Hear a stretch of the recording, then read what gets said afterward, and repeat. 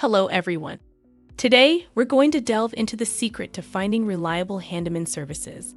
We all know how tough it can be to find a trustworthy and skilled individual for those home repairs and improvements. Now, the first secret to finding a reliable handyman is to use your network. Ask your friends, family, and neighbors for recommendations. Personal experiences always provide a wealth of information. Remember, a handyman known for doing quality work will always have good word of mouth. The second secret is to do your research. The internet is a great tool. Look for online reviews and ratings. Check out their previous work if there are photos available. This will give you a sense of their skill level and the quality of their work.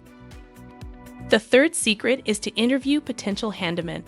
Ask them about their experience, what kind of work they specialize in, and if they have any certifications. This will give you a better understanding of their expertise and if they are the right fit for your project.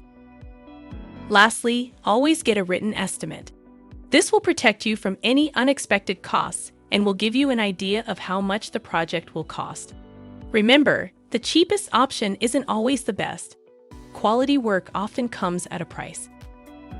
So there you have it, the secrets to finding a reliable handyman.